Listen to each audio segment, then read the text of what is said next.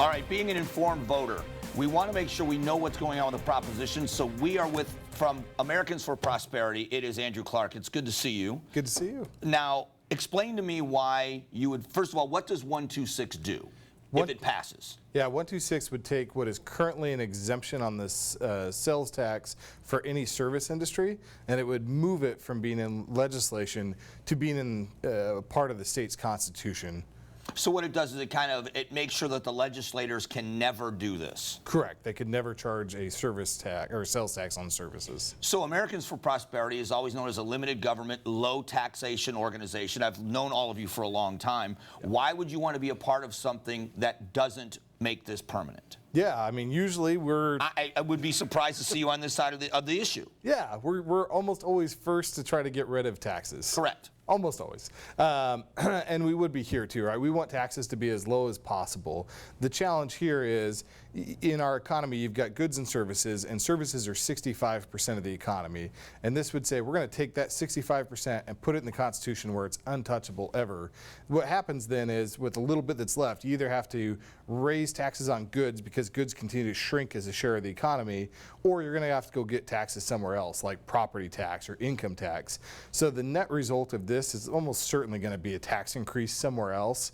And what we'd rather see is a nice broad tax base where everybody pays, but they all pay a lower rate. So instead of paying 5.5%, I'd love to see something like 2.5% or 3% that everyone pays. And see, I'm not a fan of our propositional form of government where it alters the Constitution, because the downside of something like this, if it passes, is then the legislature can never go and change it. It's got to be another ballot initiative that gives them the ability. So it kind of takes away the flexibility from the legislature. It does, for sure. And you know, tax reform is going to have to be a compromise with a lot of people. It's a lot better to have that done at the legislature than at the ballot, where you have very complicated sets of issues that are very hard to explain to the public and doesn't usually result in good legislation. So we're talking with the yes on 126 people as well. Yep. And what the ads are saying is, if 126 doesn't pass, taxes are going up. Yep. Yeah.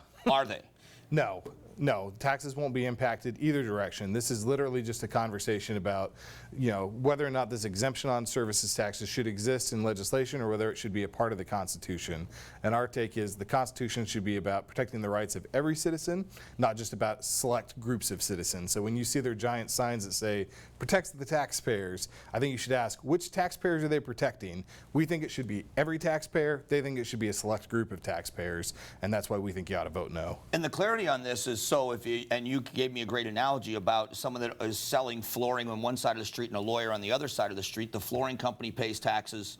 The lawyer, because it's a service, you don't pay taxes. Exactly. Yep. The flooring guy's going to pay 5.5% sales tax. The lawyer will pay 0. So ultimately it comes out of the taxpayer or the purchaser's pockets. Yep. Is there a danger in your mind of then, since there is no taxes on services, that instead of it balancing out, that you're going to see it go further in the other direction? Is this going to cause something to happen? Sure. I mean, you could hypothetically see a legislature that said, like, look, we're going to put 5.5 on everybody and have giant sales tax increases everywhere. I think that's always a risk, and that's certainly something we would oppose vehemently. But you've got good checks in place today. To raise taxes of any kind in the legislature takes a 2/3 vote plus a signature by the governor. So I think we've got a lot of safeguards built in as a state to prevent unwarranted tax increases. We just want to keep the door open to say, look, there's bipartisan common sense tax reform that we would all support, and we want that on the table, even though we're kind of agnostic to exactly what those details might look like. And see, I'm with you guys. I think that the wider and broader the tax base is, everybody pays a little bit and nobody feels the big hit on this. Yep. So would you be in favor of a balance of that, where there is maybe a tax on services as well, if it reduced the burden on people in the providing goods industries? Yeah, I think we'd want to look at the specific proposal, but I think in our hypothetical example, if instead of the flooring guy paying 5.5 and the lawyer paying nothing, both of them paid 2%, that's probably something we would. In the end, the taxpayers are footing the bill, but it balances out on what you're spending. Yeah, and you want a marketplace that's fair, right, where every business is competing on the same merits. And what happens when you have a proposition like this is you empower lobbyists to come in and try to manipulate the tax code. Right. instead of lobbyists, we ought to let the consumers pick who ought to win and lose. All right, well, I got to tell you, make sure you're educated on the issues. And if you want to be educated, there's a great group. Americans for Prosperity is truly a phenomenal group that is always looking out for taxpayers. They are in favor of low taxes, but be an educated voter. And Andrew, thanks for coming down. Thanks for having me. We'll be back.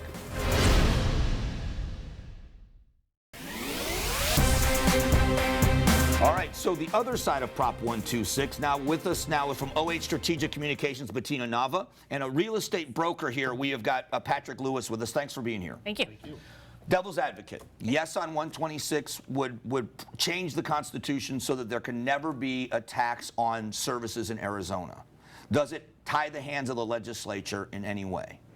Well, what it does is it protects the consumer. Voting yes on 126 protects the consumer, and I would rather have that scenario. The best way to project for the future is to plan now and protect, and that's exactly what this aims to do, and it's the small business owner. When you have over 90% of small businesses or businesses in Arizona are small businesses, we've got to protect them from any new taxes, including a sales tax. That's Patrick. right. Why is it so important then to you as a broker? Well, obviously, we provide a vital service to the community, and we are representing those people that this affects the most. Small businesses, middle income or middle Arizona is really affected by this tax on services, because you think about the vast majority of things that it affects.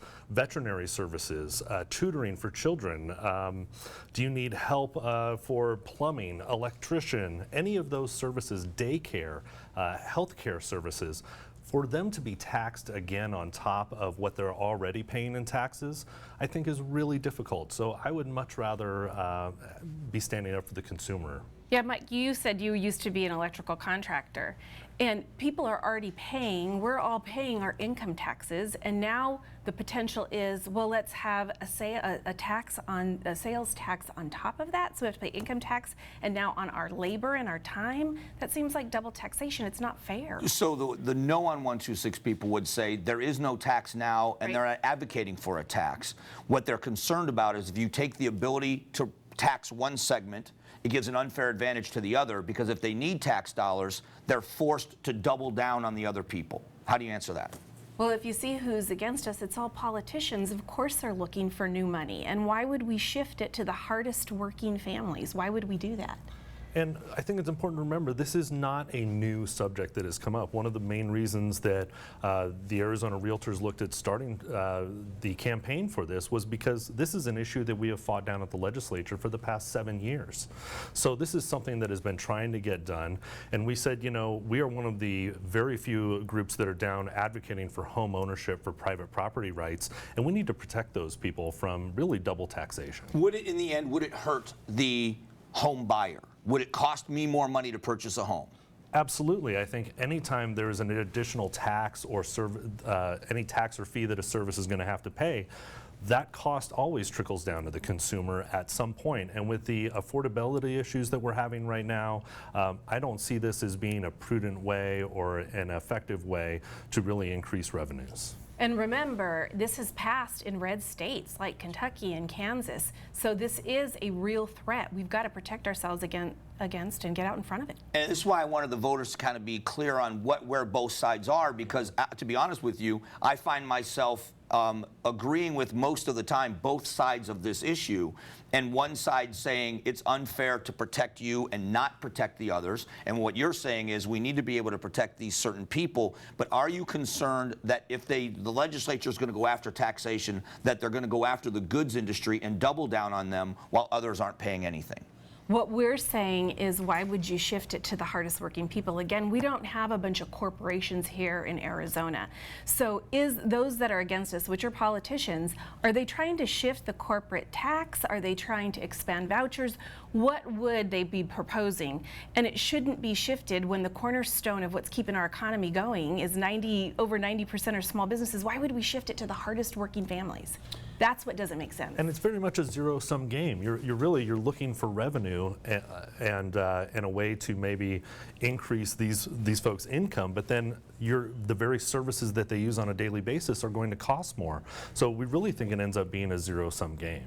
All right, well, Prop 126, both sides of the issue now in front of you. I do appreciate you coming down because people just want to be informed voters and consumers, and they can check out your website to find out more about this important issue because ultimately, a few weeks away, they're going to decide. So thanks for coming down. Thank you for your time. Thank you. We'll be back.